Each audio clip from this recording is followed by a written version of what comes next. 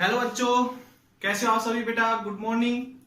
तो आज का जो हमारा टॉपिक है मूविंग चार्ज एंड मैग्नेटिज्म का लेक्चर नंबर 6, जिसके अंदर हम स्टडी करने वाले हैं एम्पियर्स ऑर्बिटल लॉ की नेक्स्ट एप्लीकेशन, जिसका नाम है सोलेनोइड। क्या है बेटा?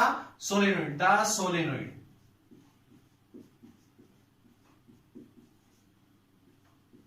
सोलेनोइड ये एप्लीकेशन है बेटा एम्पियर्स ऑर्बिटल लॉ की। ठीक है, क्या है ये डिवाइस? ठीक है, ये आपके पास इसका मैग्नेटिक फील्ड इंटेंसिटी से क्या ताल्लुक, तो वो सारी चीजें आज हम स्टडी करेंगे। मोस्ट इंपोर्टेंट एप्लीकेशन है बेटा। ठीक है, तो आज इस आर्टिकल्स को हम दो तरीकों में डिवाइड करके चलेंगे। एक तो आपका जो सीबीएसई बोर्ड में क्वेश्चन आता है उसको आपने कैसे अटेम्प्ट करना है, अगर ये आईआईटी में अगर इससे रिलेटेड कोई क्वेश्चन आता है, जेईई मेंस में कोई रिलेटेड इससे क्वेश्चन आता है, तो उसको हम किस तरीके से अटेम्प्ट करेंगे।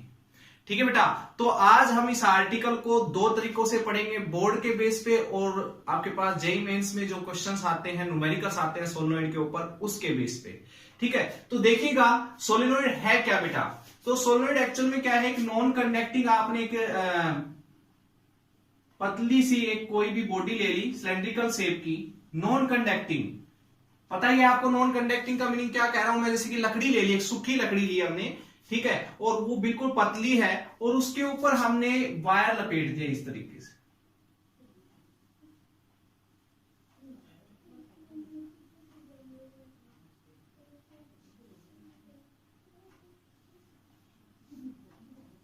की से एक बैटरी उसके साथ कनेक्ट की, आई उसको करंट हमने दिया, आई करंट इधर से, ऐसे करंट बेटा इन कोइल्स के अंदर फ्लो कर रहा है। ये कोइल इस लकड़ी के ऊपर इस तरीके से लिपटी हुई है बेटा।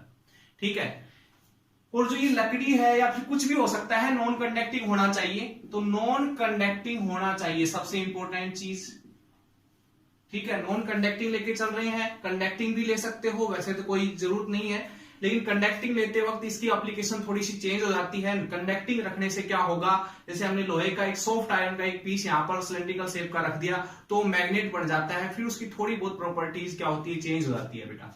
तो नॉन कंडक्टिंग की बात यहां से हम करेंगे। दूसरी चीज, जो ये वायर है बेटा, ये इंसुलेटिंग होने चाहिए। वायर्स आर इंसुलेटिंग, जो वायर्स है बेटा वो इंसुलेटिंग होने चाहिए। इसका मीनिंग क्या हुआ कि जो वायर के ऊपर प्लास्टिक की कवरिंग होती है वो कवरिंग आपने हटानी नहीं है, क्योंकि हमने यानी कि प्लास्टिक के साथ ही वायर को इसके ऊपर लपेट देना है। ठीक है बेटा, समझ रहे हो मेरी बात? जिससे क्या होंगे, वायर से एक दूसरे से टच नहीं होंगे। ठीक है, इससे क्या होता है, करंट के ऊपर इफेक्ट पड़ता है, तो जो चीज हम पढ़ना चाह रहे हैं वो नहीं पढ़ सकते। तो आपके पास, और इस शेप से, जिस शेप से लिपटे हुए हैं, इसको हम हेलिकल शेप बोलते हैं। क्या बोलते हैं बेटा? Helical shape. स्प्रिंग शेप में बेटा आपकी जो वायर है इसके ऊपर लिपटी हुई है। That is clear? ओके, तो ये स्प्रिंग इस तरीके से है बेटा।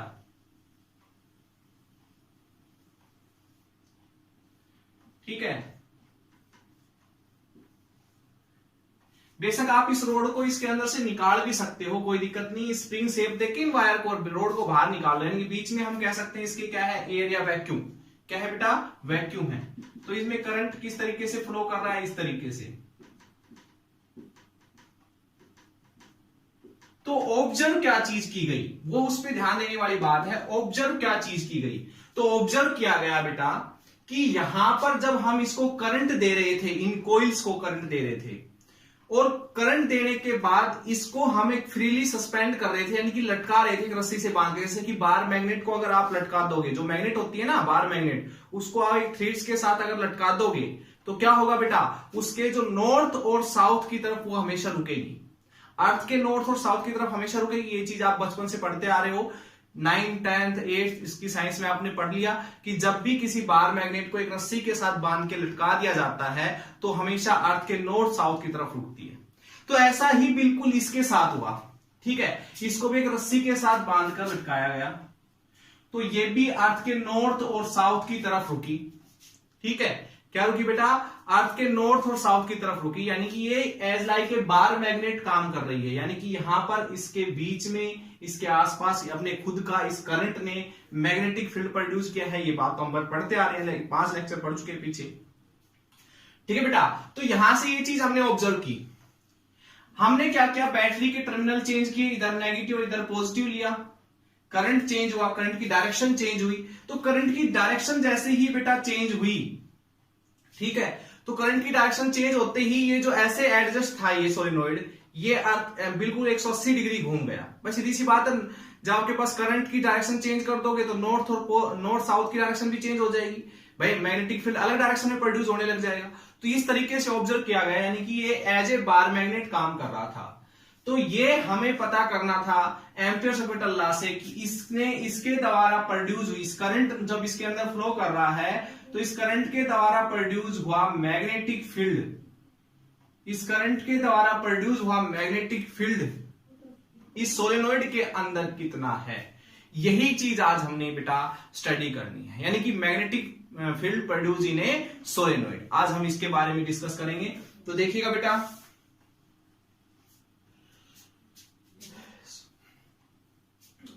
तो हम इसके बारे में बात करेंगे। चलिए, तो सोलेनोइड क्या है बेटा, एक बहुत सारी वायर्स का गुच्छा है, ये मान सकते हो, ठीक है, बहुत सारी वायर्स का एक आपके पास कितनी वायर्स है इसके अंदर, तो हम क्या कर लेते हैं, मान लेते हैं let capital N turns in this solenoid. इस सोलेनोइड के अंदर बेटा कितनी कॉइल्स है टोटल, यहां से यहां तक, इसकी लेंथ हम L मान लेते हैं, तो L लेंथ के अंदर total capital N numbers of coil है। दूसरी चीज स्मॉल n, एक इंपॉर्टेंट टर्म होगी बेटा इस आर्टिकल को पढ़ने के लिए। स्मॉल n क्या है, नंबर ऑफ टर्न्स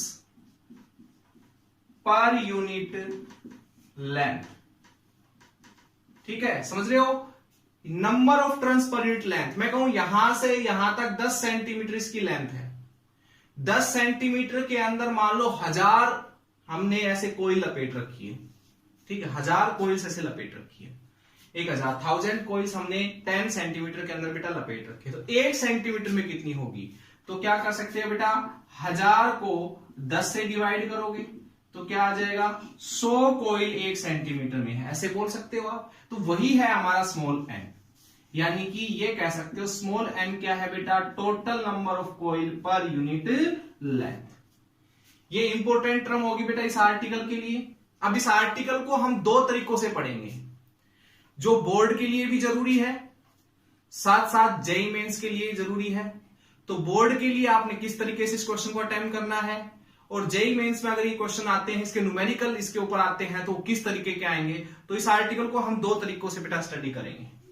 तो स्टार्ट करें फिर। चलिए, एक चीज और देखिएगा, यहां पर आर्टिकल शुरू करने से पहले एक चीज और देखिएगा, थोड़ी सी एक बार समरी पढ़िए सोलेनोइड के बारे में। अच्छा, ये जो सोलेनोइड है ये इस तरीके की कोई एक मान सकते हैं लकड़ी है, और इस लकड़ी के ऊपर ऐसे वायर लपेट रखे हैं। इस लकड़ी को बीचों बीच ऐसे काट दिया जाए, यानी कि चीर दिया जाए, ऐसे बिल्कुल बीचों बीच चीर दिया जाए, हाफ हाफ कर दिया जाए, तो ये कैसी दिखाई देगी बेटा, ऑब्जर्व कीजिए। मैग्नेटिक फील्ड की डायरेक्शन पता करना बड़ा जरूरी है, तो ऑब्जर्व कीजिए, बीच से काट दे इसको,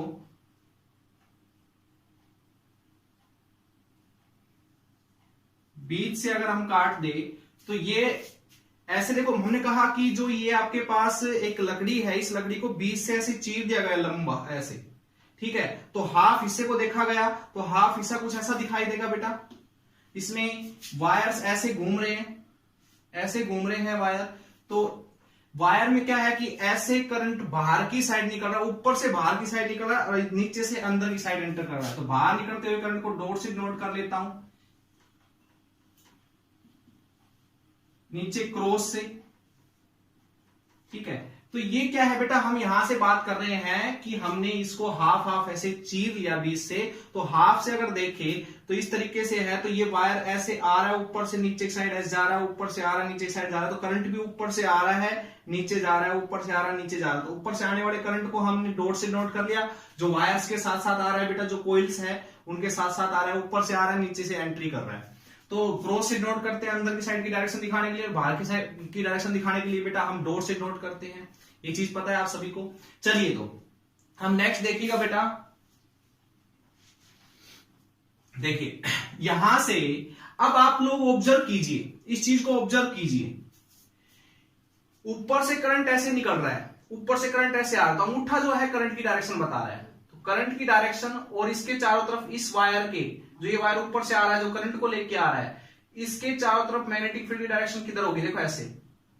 तो हम ये दिखा सकते हैं कि मैग्नेटिक फील्ड ऐसे रिवॉल्व कर रहा है, ऐसे ही इसके चारों तरफ, ऐसे ही इसके चारों तरफ, ऐसे ही इसके चारों तरफ, ठीक है। और इधर से करंट देखो, ऊपर से करंट आया घूम के और नीचे से एंटर कर गया, तो ऊपर से करंट घूम के आया नीचे से एंटर कर गया, इसका मीनिंग करंट की डायरेक्शन किधर है, अंदर की साइड। तो मैग्नेटिक फील्ड इसका ऐसे रिवॉल्व करेगा, यानी कि इस तरीके से, इस तरीके से रिवॉल्व करेगा बेटा। और ये एक दूसरे को मैग्नेटिक लाइन ऑफ फोर्स एक दूसरे को इंटरसेक्ट नहीं करेगी बेटा, इंटरसेक्ट नहीं करेगी। ये चीज हम मैग्नेटिक लाइन ऑफ फोर्सेस की प्रॉपर्टी में पढ़ेंगे। तो देखिए ध्यान से, पढ़ चुके हैं सॉरी। तो ये आपके पास मैग्नेटिक लाइन ऑफ फोर्सेस जो है ऐसे रिवॉल्व कर रही है इस करंट एलिमेंट्स के चारों तरफ जो वायर है, ठीक है। और भी होगी इसके चारों तरफ, लेकिन वो क्या करेगी इसके साथ, इस वाले के देखो ये भी इधर और ये भी इधर, तो ये क्या करेगी, वो ऐसे आपके पास सुपर इंपोज्ड हो जाएगी और ऐसे आपको कुछ मैग्नेटिक लाइन ऑफ फोर्सेस देखो, इसकी और भी होगी, नीचे वाले की भी होगी, इसकी भी होगी, तो ये देखो आपस में मिक्स हो जाएगी। तो इसको हम स्ट्रेट लाइन ही ऐसे दिखा सकते हैं पूरी की पूरी कंप्लीट, ठीक है। मान रहे नहीं ये बात। तो यहां से आपके पास कुछ ऐसे तरीके से आपको मैग्नेटिक लाइन ऑफ फोर्सेस दिखाई देगी। दूसरी चीज, अंदर की बात कर रहे हैं, अंदर जो मैग्नेटिक लाइन ऑफ फोर्सेस की डायरेक्शन दिखा रहे हैं हम। दूसरी चीज क्या, यहां पर भी मैग्नेटिक फील्ड होगा। देखो आप कहोगे कि सर हाँ होगा, बिल्कुल ऐसे रिवॉल्व करके मैग्नेटिक लाइन ऑफ फोर्स ऐसे जाएगी, ऐसे रिवॉल्व करके ऐसे जाएगी, तो यहां पर भी मैग्नेटिक फील्ड होगा, बिल्कुल नहीं होगा बेटा। देखिए ऑब्जर्व कीजिए इस चीज को, यहां से देखो ये इसका मैग्नेटिक फील्ड ऊपर की साइड जा रहा है और इसका इधर मैग्नेटिक फील्ड नीचे की साइड आ रहा है। तो दोनों के इस पॉइंट के ऊपर मैग्नेटिक फील्ड क्या होंगे, अपोजिट डायरेक्शन में होंगे, इन दोनों कोइल्स की वजह से, ठीक है। ये कोइल जो ऊपर से निकल रही है, दूसरी निकल रही है, तीसरी निकल रही है, चौथी निकल रही है, तो ये अपने ऊपर की साइड क्या होगी, इनकी फील्ड की डायरेक्शन क्या होगी बेटा, अलग अलग होगी, जिससे ये एक दूसरे की मैग्नेटिक फील्ड को कैंसिल कर देंगे, यानी कि आउटसाइड जो मैग्नेटिक फील्ड होगा वो 0 होगा। और इनसाइड देखिए इधर इधर इधर सारी मिक्स हो जाएगी, तो यानी कि कहने का मतलब सेम डायरेक्शन होने की वजह से टोटल मैग्नेटिक फील्ड अंदर की साइड होगा। सोलेनोइड की के अंदर जो कोइल्स होती है इनके अंदर मैग्नेटिक फील्ड होगा बेटा, लेकिन बाहर कोई मैग्नेटिक फील्ड नहीं होगा। तो ये चीज आप लोगों ने ऑब्जर्व करके चलनी, बाहर नहीं होगा, अंदर की साइड मैग्नेटिक फील्ड होगा। अंदर की साइड कितना मैग्नेटिक फील्ड होगा, मान लो पी पॉइंट ले लिया कोई, इस पी पॉइंट पे मैग्नेटिक फील्ड निकालना है, वो कितना होगा, इसी के बारे में बेटा स्टडी करेंगे हम, देखिएगा ध्यान से। चलो स्टार्ट करते हैं आर्टिकल, हम आर्टिकल स्टार्ट करते हैं। मैग्नेटिक फील्ड इंटेंसिटी निकालते हैं इनसाइड ए सोलेनोइड। तो सोलेनोइड बेटा दो टाइप के होते हैं, आइडियल और non ideal solenoid. Ideal solenoid क्या होता है और नॉन आइडियल क्या होता है। आइडियल सोलेनोइड वो होता है, आइडियल सोलेनोइड की बात कर लेते हैं। ये मान लो बिल्कुल पतली सी एक है और इसके ऊपर वायर ऐसे लिपटा हुआ है, यानी कि ये कह सकते हो कि ये जो है आपके पास इसकी रेडियस के कंपैरिजन में इसकी जो लेंथ है वो बहुत ज्यादा है, तो इसको हम बोल सकते हैं इनफाइनाइट लेंथ का सोलेनोइड, है ना, इनफाइनाइट सोलेनोइड। इनफाइनाइट सोलेनोइड बोल सकते हो बेटा इसको, इनफाइनाइट सोलेनोइड भी इसको बोल सकते हो, और इसको बोल सकते हैं आइडियल सोलेनोइड। ये होता है आइडियल सोलेनोइड, ठीक है। क्या बोल सकते हो बेटा इसको, आइडियल सोलेनोइड बोल सकते हो। नॉन आइडियल सोलेनोइड क्या होगा बेटा, जिसकी रेडियस और लेंथ दोनों कंपेरेबल इक्वल हो, या फिर उसको रेडियस को लेंथ के कंपैरिजन में नेग्लेक्ट ना कर सके। तो ये चीज समझ में आगे होगी आपको, ज्यादा हार्ड नहीं है। अब देखिए आगे हम डिस्कस करेंगे जो मेन है हमारे पास, इसका मैग्नेटिक फील्ड इंटेंसिटी निकालना, इसके बीच में कहीं पर किसी पॉइंट के ऊपर। तो बेटा ऐसे आप तो समझ ही गए होंगे मैं क्या चीज बना रहा हूं,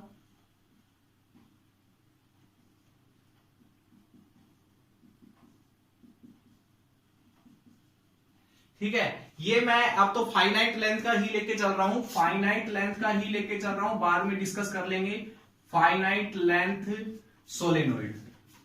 हम यहां पर निकालने वाले हैं फाइनाइट लेंथ सोलेनोइड की मैग्नेटिक फील्ड इंटेंसिटी किसी पॉइंट पी के ऊपर। दो मेथड से निकालूंगा, एम्पियर-सवेटल लॉ का यूज करते हुए भी निकालूंगा और जो जेईई मेंस में जिस पे न्यूमेरिकल आते हैं उस मेथड से हम निकालेंगे बेटा। इस पी पॉइंट के ऊपर मैग्नेटिक फील्ड इंटेंसिटी मान लो हमने निकाली, इस पी पॉइंट के ऊपर मैग्नेटिक फील्ड इंटेंसिटी निकाले बेटा। उससे पहले एक चीज समझ लीजिए आप, अभी पीछे हमने एक आर्टिकल पढ़ा था मूविंग चार्ज एंड मैग्नेटिज्म का, लेक्चर नंबर शायद 3rd था, सॉरी हाँ 4th था। 4th लेक्चर में हमने पढ़ा था बेटा। तो उसमें हमने कोई ली थी जिसमें से करंट फ्लो कर रहा था, जिसकी रेडियस हम लेके चले थे, कुछ ए या आर जो भी थी वो लेके चले थे। हमने इसके एक्सिस के ऊपर क्या निकाला था बेटा, मैग्नेटिक फील्ड इंटेंसिटी जो एक्स डिस्टेंस पर थी।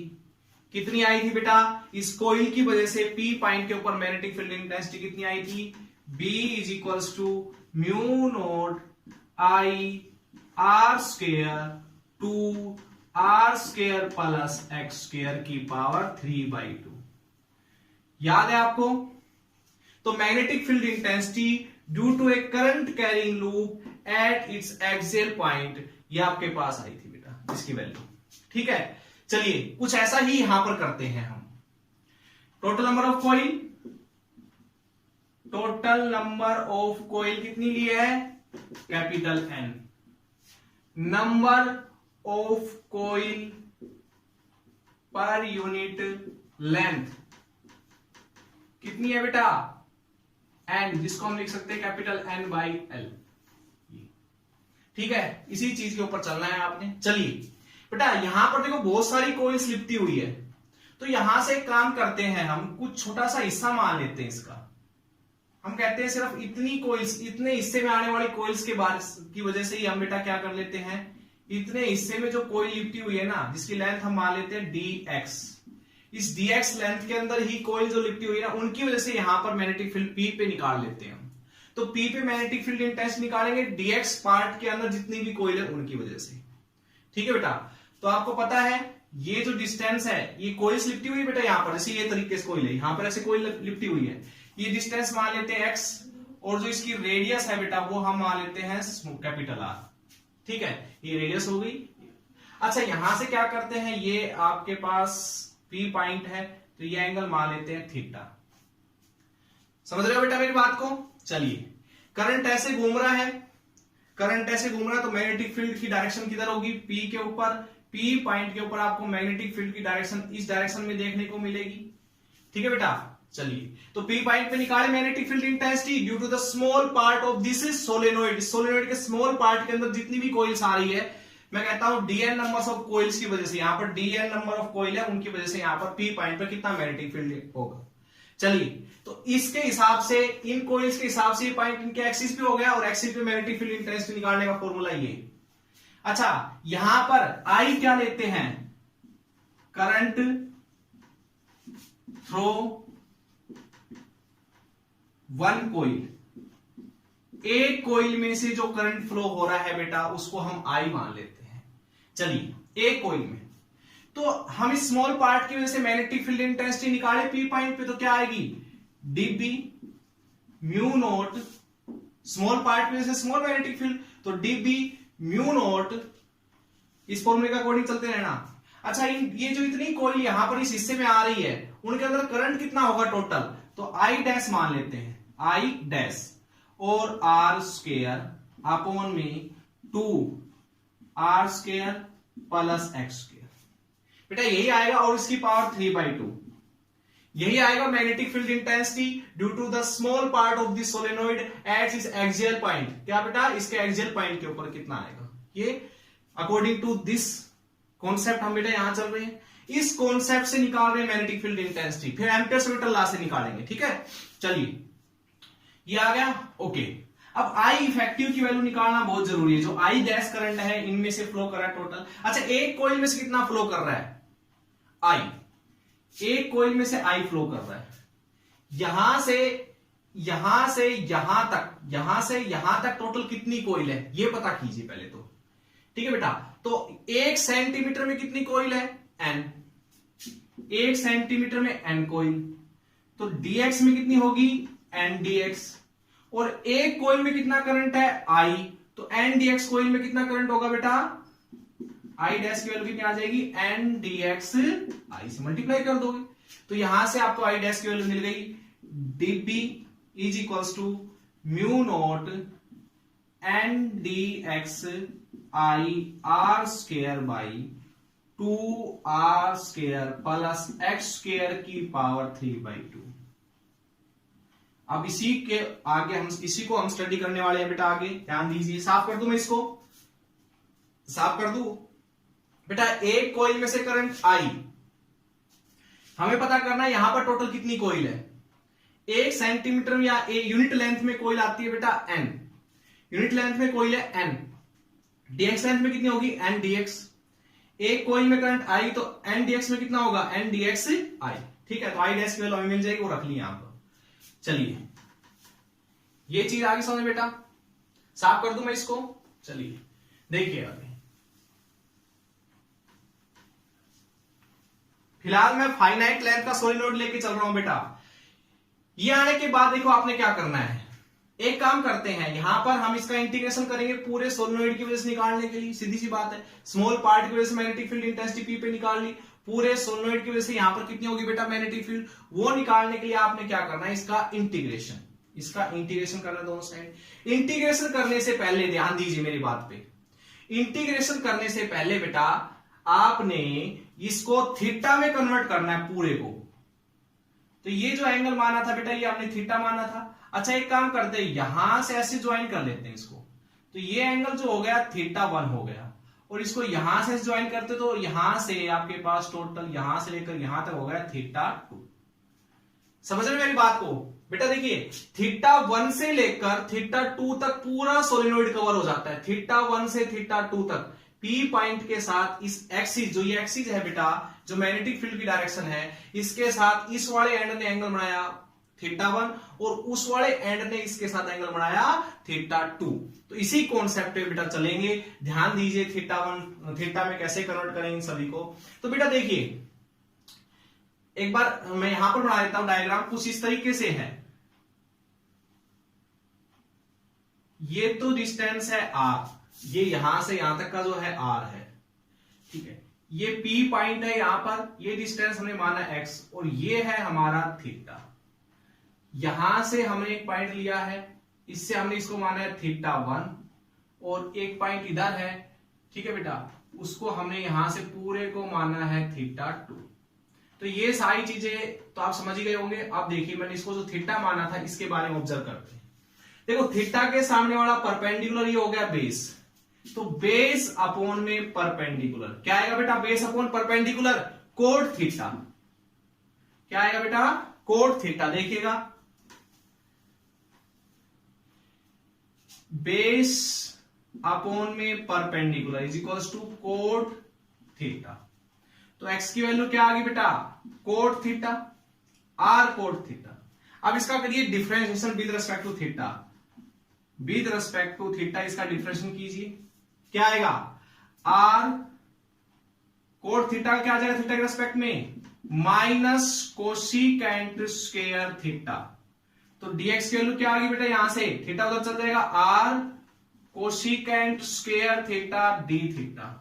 लो बेटा dx की वैल्यू आ गई, x की वैल्यू आ गई, उठा के इसे पुट कर दो, करें इसके अंदर पुट।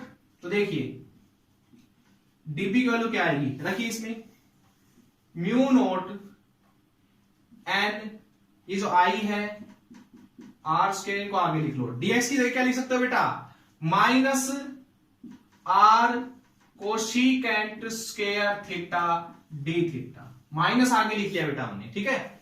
ओके dx की वैल्यू पुट कर दी यहां पर, नीचे क्या है 2r स्क्वायर प्लस x की वैल्यू रखो, x की वैल्यू क्या है r कोट थीटा। तो यहां पर क्या करेंगे बेटा, x की जगह x स्क्वायर है तो r square coat square theta 3/2। ये आ गया बेटा हमारे पास, देखो कंप्लीट थीटा में कन्वर्ट हो चुका है। r जो कैपिटल r है वो तो है ही कांस्टेंट, ठीक है बेटा। चलिए साफ कर दो इसको, स्क्रीनशॉट लेना चाहते हो तो ले लीजिए, अगर बेटा साफ कर रहा हूं मैं इसको। देखिए अब इसको सोल्व कीजिए। डीबी, ध्यान दीजिए, dB minus mu naught N I R square, sorry R square और आर क्यूब हो गया बेटा, R cube cosecant square theta d theta upon में, देखो नीचे से बेटा आर स्क्वायर कॉमन आ रहा है, आर स्क्वायर 3/2 पावर के अंदर से बाहर जब निकालोगे तो क्या बचेगा, आर स्क्वायर से 2 कैंसिल 3 बचेगी, तो आर की पावर 3 बचेगी, आर की पावर 3, अंदर क्या आएगा 1 प्लस कोट स्क्वायर थीटा 3/2, ये आ गया डीबी। अब इसी को सोल्व कर रहे हैं, इंटीग्रेशन नहीं कर रहे हैं अभी से, R square sorry R cube, देखिए ऊपर आर क्यूब नीचे आर क्यूब कैंसिल, तो हटा ही दीजिए इसको, तो cosecant square theta d theta, नीचे क्या आएगा बेटा 2, 1 प्लस कोट स्क्वायर थीटा क्या होता है बेटा, 1 plus coat square theta cosecant square theta, cosecant square theta की पावर 3/2, तो क्या आ जाएगा कोसिकेंट की पावर 3, ये आ गया, ऊपर 2 पावर नीचे 1 पावर कैंसिल, तो डीबी की वैल्यू क्या आ जाएगी बेटा, mu naught n I D theta upon में क्या बचेगा नीचे 2 कोसिकेंट थीटा, अब कोसिकेंट थीटा जब ऊपर जाएगा तो क्या आएगा minus mu naught N sign theta d theta by 2, ठीक है बेटा, इधर लिख देता हूं थोड़ा सा, देखिए नीचे की साइड मैं साफ कर दूं इसको भी, चलिए, तो dp minus mu naught N I sine theta d theta, cosecant ऊपर जाएगा साइन थीटा बन जाएगा, नीचे आ गया 2, तो ये आ गया बेटा स्मॉल एलिमेंट की वजह से magnetic field intensity at point P, ठीक है बेटा। अब हमने क्या करना है इसका इंटीग्रेशन, तो इधर वाले को साफ कर दूं, देखिए चलिए इंटीग्रेशन करते हैं डीपी का, integration minus mu naught N I sine theta के रिस्पेक्ट में करेंगे, लिमिट पुट करेंगे बेटा, थीटा 1 से थीटा 2 तक पूरा सोलेनोइड कवर हो जाता है, देखो थीटा 1 तो यहां से और थीटा 2 वहां तक, तो पूरा सोलेनोइड कवर हो जाता है थीटा 1 से थीटा 2, तो डीबी का इंटीग्रेशन तो हो गया बेटा बी, तो total magnetic field intensity minus mu naught N I, बाहर निकाल लिया 2 बाहर निकाल लिया, नीचे अंदर बचा साइन थीटा डी थीटा का इंटीग्रेशन, साइन थीटा का इंटीग्रेशन क्या होता है माइनस कोस थीटा, थीटा 1 से थीटा 2, माइनस को बाहर निकालो प्लस हो जाएगा, तो यहां से बेटा मैग्नेटिक फील्ड इंटेंसिटी प्लस का हो जाएगा बेटा, ये माइनस बाहर निकलेगा, तो mu naught N I by 2 cos theta 2 minus cos theta 1, this is the final answer of magnetic field intensity due to the solenoid at its interior point, ये P point कहीं पर भी हो सकता है बेटा, अंदर कहीं पर भी हो सकता है, हमें चलो यहां ले लिया लेकिन ये कहीं पर भी हो सकता है, ओके। देखिए आगे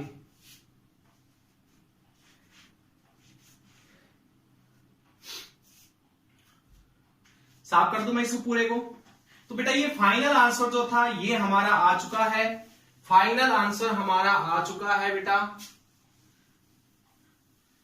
मैं यहां ऊपर लिख रहा हूं, बी की वैल्यू आई है बेटा हमारी mu naught N I by 2 cos theta 2 cos theta 1, this is the final answer, okay.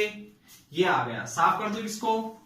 अब इसमें न्यूमेरिकल किस टाइप के आते हैं, और अब हम बात करेंगे, ये तो था हमारे पास बेटा फाइनाइट यानी कि नॉन आइडियल सोलेनोइड, अगर बेटा हमारा सोलेनोइड कैसा होता आइडियल होता, कैसा होता बेटा आइडियल, जिसकी रेडियस बहुत कम होती, लेंथ बहुत ज्यादा होती, ठीक है, इसके ऊपर कोई लिपटी हुई होती, और पी पॉइंट मान लो यहां होता, ये इसकी एक्सिस होती बेटा, इसके साथ इधर जो एंगल होता और ये जो एंगल होता, देखो ये एंगल नियरली थीटा 1 जो है वो अप्रोच करता जीरो के इक्वल, बिल्कुल देखो जीरो के इक्वल ना के बराबर है, देखो ये जो रेडियस है ये बहुत क्या है बेटा कम है एज कंपेरिजन टू लेंथ, ठीक है, तो ये जो है बहुत दूर तक जाएगा, तो ये हम इस एंगल को थीटा 1 को जीरो के इक्वल मान लेते हैं, और इस थीटा 2 को जो इसी एक्सिस के साथ लिया जाएगा बेटा, थीटा 2 जो एंगल है वो 180 डिग्री के नियरली हो जाएगा। तो रखिए उसके अंदर, तो बी की वैल्यू क्या आएगी बेटा, mu naught n I by 2 cos 180 degree minus cos 0 degree. तो क्या आ गया बेटा, mu naught n I by 2। Ideal solution की बात, सॉरी आइडियल सोलेनोइड की बात कर रहे हैं बेटा, किसकी, आइडियल सोलेनोइड की बात, जो उसकी रेडियस जो है, लेंथ जो है वो रेडियस के कंपैरिजन में बहुत ज्यादा होती है। ठीक है बेटा, तो -1 तो बी की वैल्यू क्या आ जाएगी बेटा, -2 से 2 कैंसिल, तो माइनस म्यू नॉट एन आई। ठीक है, ये एन क्या है बेटा, नंबर ऑफ कॉइल पर यूनिट लेंथ। अच्छा, बी का मैग्नीट्यूड कितना आ जाएगा, ये माइनस का साइन ज्यादा इंपॉर्टेंट नहीं रखता हमारे लिए बेटा, आना है तो कोई बात नहीं, आने दो, क्योंकि हमें बी की डायरेक्शन तो पता ही है, हमें उससे कोई लेना देना नहीं। क्लियर बेटा सभी को, ये था, ये आपके पास आ जाता है magnetic field intensity due to a ideal solenoid. ठीक है बेटा, समझ में आ गई बात सभी को, आ गया सभी को समझ में। चलिए आगे पढ़े, फिर एक न्यूमेरिकल निकाल लेते हैं इसके ऊपर, एक न्यूमेरिकल हम स्टडी कर लेते हैं, ध्यान दीजिए। देखिए बेटा, न्यूमेरिकल क्या है कि θ1 जो एंगल है, एक न्यूमेरिकल दे रखा है, उसकी बात करते हैं। चलो मैं डायग्राम बना ही देता हूं यहां से। यहां से एक सोलेनोइड दे रखा है इस तरीके से बेटा, ये कोई पी पॉइंट इसके एक्सिस के ऊपर जहां मैग्नेटिक फील्ड इंटेंसिटी निकालनी है आपने। ये जो एंगल है ये 30 डिग्री का है, कितना, 30 डिग्री का, यानी θ1। और ये जो एंगल है ये भी 30 डिग्री का है। ठीक है, तो एक काम करेंगे, मैग्नेटिक फील्ड इंटेंसिटी निकालेंगे, mu naught n I by 2 cos θ2। θ2 angle कितना है अब यहां से, देखिए बेटा, जहां से नापना आपने θ1 शुरू किया है वहीं से θ2 नापा जाता है। तो 180 जो है, पूरा एंगल 180 डिग्री का होता है, तो 180 में से ये वाला 30 घटा दे, यानी 150 डिग्री, और θ1 तो पता ही है आपको 30 डिग्री है, तो 150 माइनस कोस 30। इसको आपने सोल्व करना है, आपकी मैग्नेटिक फील्ड इंटेंसिटी निकल के आ जाएगी। क्लियर, ये था बेटा आपके पास जेईई मेंस में यूज होने वाला फॉर्मूला, इंपॉर्टेंट फॉर्मूला, जिसके ऊपर न्यूमेरिकल्स आते हैं बेटा। तो आप लोगों को आई थिंक ये चीज समझ में आई होगी। अब हम बात करेंगे एम्पियर्स न्यूटन लॉ से मैग्नेटिक फील्ड इंटेंसिटी कैसे निकाली जाती है। तो magnetic field intensity amperes Newton law से कैसे निकाली जाएगी, ध्यान दीजिए। ठीक है,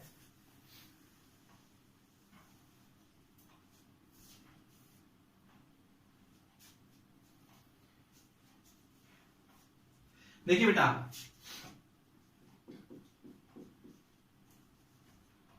magnetic field intensity due to a solenoid by using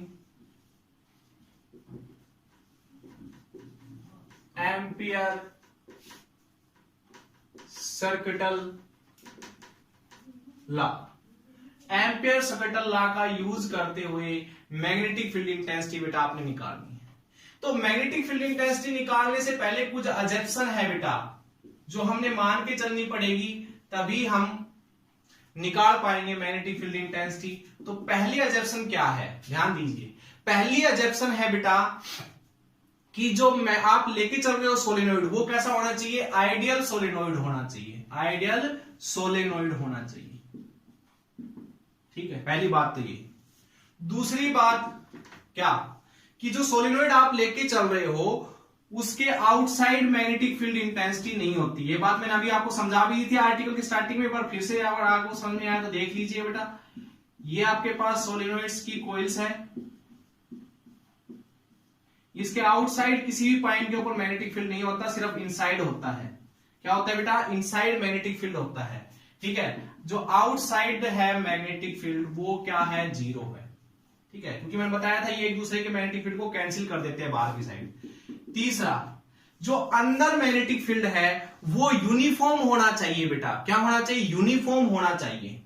ठीक है, इस यूनिफॉर्म का मीनिंग देखो, ये जो जितनी भी मैग्नेटिक लाइन ऑफ फोर्सेज है ये सारी की सारी पैरेलल होनी चाहिए बेटा। बाहर आके मैग्नेटिक लाइन ऑफ फोर्सेज ऐसे बिछड़ जाती है बेटा, ऐसे बिछड़ जाती है। ठीक है, तो मैग्नेटिक फील्ड इंटेंसिटी जो है बाहर की साइड कम हो जाता है। देखो यहां पर आप मैग्नेटिक फील्ड इंटेंसिटी निकालो, कम मिलेगी ना, क्योंकि ये लाइन दूर दूर होगी। यहां पर ये यूनिफॉर्म है बिल्कुल। तो मैग्नेटिक, क्योंकि इनफाइनाइट लेंथ का आपके पास सोलेनोइड है, तो आपके पास यूनिफॉर्म होना चाहिए, uniform magnetic field inside the solenoid. Solenoid के अंदर जो मैग्नेटिक फील्ड है वो यूनिफॉर्म होना चाहिए। चलिए ये चीजें कंसीडर करनी है बेटा, ये लेके चलनी है, जंक्शन है, फिर उसके बाद हम स्टडी करते हैं। देखिए एम्परसेंट लॉ कैसे लगता है, ध्यान दीजिए सभी।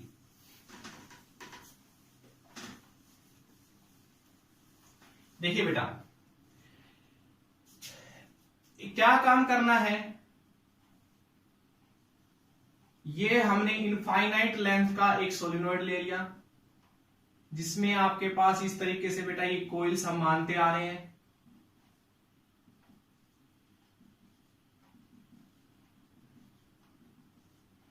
ठीक है, पी पॉइंट पे मैग्नेटिक फील्ड इंटेंसिटी हमने निकालनी है। तो क्या करेंगे बेटा, जहां मैग्नेटिक फील्ड इंटेंसिटी निकालनी है वहां पर एक सर्कुलर लूप बना लेंगे या फिर एक रेक्टेंगुलर लूप ले लेंगे।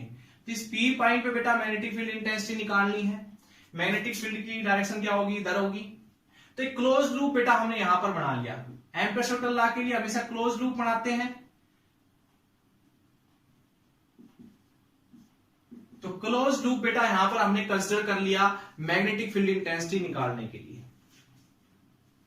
देखिएगा आप आगे, तो यहां से हमने क्लोज लूप कंसीडर किया। चलिए अब हम इस क्लोज लूप पे मैग्नेटिक फील्ड इंटेंसिटी निकालेंगे। तो उसका फॉर्मूला क्या है, B dot d l mu naught I inside. ये चीज पता है बेटा आप सभी को। चलिए तो इस क्लोज लूप में कितना क्या है वो हम निकालेंगे। तो क्लोज लूप की साइड देखो कितनी है, रेक्टेंगुलर शेप लेके चल रहे हो, तो इसकी लेंथ हम मान लेते हैं एल, इसकी लेंथ मान लेते हैं एल, तो इसकी बी और इसकी बी, ऐसे तो लेंथ उधर एल मान ली, ब्रेड्थ हमने मान ली बी। रेक्टेंगुलर कोई लेके चल रहे हो, स्क्वायर ले लो, कोई दिक्कत नहीं है। ठीक है, देखिए बेटा तो ये वाला जो हिस्सा है close loop A B C D की बात हो रही। तो A B C D close loop बेटा 4 हिस्सों में बटा हुआ है, A B B C C D और ए डी। ठीक है, तो इसको हम तोड़ते हैं। देखिए B dot d l A B plus B dot d l B C plus B dot d l C D plus B dot d l D. ठीक है, और is equals to mu naught I inside. जो ये close loop के लेके चल रहे इसको 4 हिस्सों में तोड़ सकते हैं बेटा। अब देखिए ये वाला हिस्सा जो है ए बी, ये लेंथ की देखो, लेंथ की डायरेक्शन ऐसे और मैग्नेटिक फील्ड ऐसे, यानी दोनों परपेंडिकुलर, बी और एल दोनों परपेंडिकुलर। तो कोस 90 आता है डॉट प्रोडक्ट में बेटा, तो कोस 90 क्या हो जाएगा 0। तो यहां से मैग्नेटिक फील्ड इंटेंसिटी मिलने वाली है आपको 0। ठीक है, बीसी की बात करते हैं, तो बीसी से 0 नहीं मिलेगी। देखो एल की डायरेक्शन भी इधर और आपके पास बी की डायरेक्शन भी इधर, तो ये छोड़ दीजिए। अब यहां सीडी में देखिए, तो एल की डायरेक्शन इधर, मैग्नेटिक फील्ड ऐसे, दोनों परपेंडिकुलर यहां से, तो बी और एल फिर परपेंडिकुलर, तो यहां से बी की वैल्यू, फिर यहां से कोई आपको पास कंपोनेंट नहीं मिलने वाला है, बी की वैल्यू यहां से 0 मिलने वाली है। ठीक है बेटा, अब हम बात करते हैं डीए की। तो डीए आउटसाइड है, कोइल के आउटसाइड है, सोलेनोइड के आउटसाइड है, तो यहां तो मैग्नेटिक फील्ड होगा ही नहीं। ठीक है, और ये आ जाएगा बेटा, तो यहां से देखिए सिर्फ बीसी बचा, बी डॉट डी एल, और बीसी से हम निकालेंगे मैग्नेटिक फील्ड, जो क्या होगा म्यू नॉट आई इनसाइड। ठीक है बेटा, आगे समझ में बात सभी को।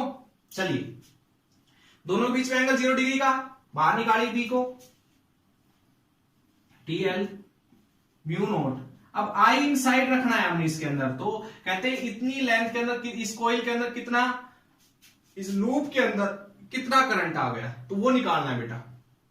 तो एक काम करते हैं, देखो यहां से यहां तक की जो लेंथ है एल है, 1 सेंटीमीटर में कितनी कोइल आती है बेटा, एन, वही काम करना है। तो एल लेंथ में कितनी कोइल आएगी, एन एल।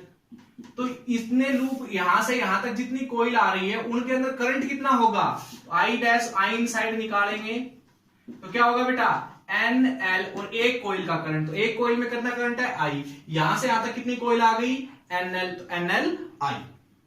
ठीक है बेटा, तो ये चीज मिल गई। साफ कर दूं मैं इसको, ऊपर इसको साफ कर दूं, देखिए ध्यान से। तो यहां से आ जाएगा BL, L DL का इंटीग्रेशन, DL स्मॉल पार्ट है इसका, DL स्मॉल पार्ट है इसका, उसका इंटीग्रेशन करो कंप्लीट लेंथ मिल जाएगी L mu naught I inside की वैल्यू क्या है NLI, L से L कट गया, B म्यू नोट NI। तो इन आइडियल सॉल्यूशन के लिए मैग्नेटिक फील्ड इंटेंसिटी जो पीछे हमने तरीका पढ़ा उससे भी यही आया था और इससे भी यही आया है। तो बेटा ये है एम्पियर्स वेक्टर लॉ से सोलेनोइड के अंदर कितना मैग्नेटिक फील्ड होता है उसकी इक्वेशन, और ये बेटा मोस्ट इंपोर्टेंट इक्वेशन आपकी यहां से आती है। क्लियर सभी को? चलिए बेटा अब ध्यान दीजिए, म्यू नॉट NI। अब आप सोच रहे होंगे कि सर ये जो म्यू नॉट NI आई है बेटा वो हमने आइडियल सॉल्यूशन के लिए पीछे भी देखो इतनी आई थी। अब उसी आर्टिकल से अगर हम देखें तो हमारी जो है इक्वेशन मेन ये थी, cos θ2 cos θ1, ये थी बेटा।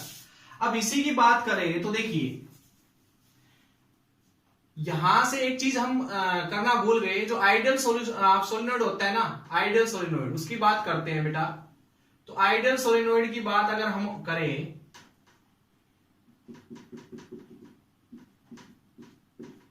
ठीक है, तो अगर पॉइंट P बिल्कुल इसके इस एंड पे हो, P पॉइंट यहां पर हो, ठीक है, ये इसके एक्सिस हो, तो ये एंगल जो है ये तो हो गया पूरा बेटा देखो 180 डिग्री का, नियरली 180, और जो एंगल आपके पास ये वाला है तो ये हो गया 90 डिग्री का। θ2 तो हो गया 180 डिग्री का और θ1 हो गया बेटा 90 डिग्री का। तो इस इक्वेशन में रखना एक बार, अगर पॉइंट बिल्कुल इसकी एज पे हो, अंदर होगा तो उसका तो निकाल चुके हम, म्यू नॉट NI आया था, कर सके डिस्कस। अगर पॉइंट इसकी एज पे हो, बिल्कुल इस किनारे पे हो, तो यहां पर मैग्नेटिक फील्ड इंटेंसिटी कितनी होगी, तो निकाले बेटा B म्यू नॉट NI/2, यहां पर रखना है cos θ2, तो cos 180 माइनस cos 0, तो B की वैल्यू क्या आ जाएगी बेटा म्यू नॉट NI/2, cos 180 -1 होता है बेटा, सॉरी 90 डिग्री था बेटा, यहां पर 90 डिग्री रखेंगे, θ1 की जगह 90 डिग्री रखेंगे, तो B की वैल्यू आ गई minus mu naught NI/2, minus sign से हमने बताया कोई लेना देना नहीं है। तो यानी कि कहने का मीनिंग सोलेनोइड के एज से ही मैग्नेटिक फील्ड हाफ हो जाता है। इनसाइड कितना आता था म्यू नॉट NI, यहां पर क्या आ रहा है म्यू नॉट NI/2। क्यों हो रहा है बेटा ऐसा, देखिएगा मैंने अभी आपको एक डायग्राम ही बनाया था, ये सोलेनोइड है बेटा, इसके अंदर तो जो है मैग्नेटिक लाइन ऑफ फोर्सेस बिल्कुल क्या होती है बेटा पैरेलल होती है, तो हर जगह हर पॉइंट पे मैग्नेटिक फील्ड सेम होता है। लेकिन जैसे ही एज पे पहुंचते हैं बेटा तो क्या चीज देखने को मिलती है, ध्यान दीजिए, यहां से मैग्नेटिक लाइन ऑफ फोर्सेस दूर जाना स्टार्ट हो जाती है ऐसे, तो एज के ऊपर जाके लगभग हाफ मैग्नेटिक फील्ड हो जाता है बेटा, क्या हो जाता है हाफ। तो यहां आज का जो लेक्चर था बेटा बस इतना ही था, आई थिंक आपको समझ में आया होगा। तो आप एक बार इसको पढ़िएगा अच्छी तरह से और न्यूमेरिकल और अच्छे से इसके ऊपर निकाल के देखिएगा। Thank you so much.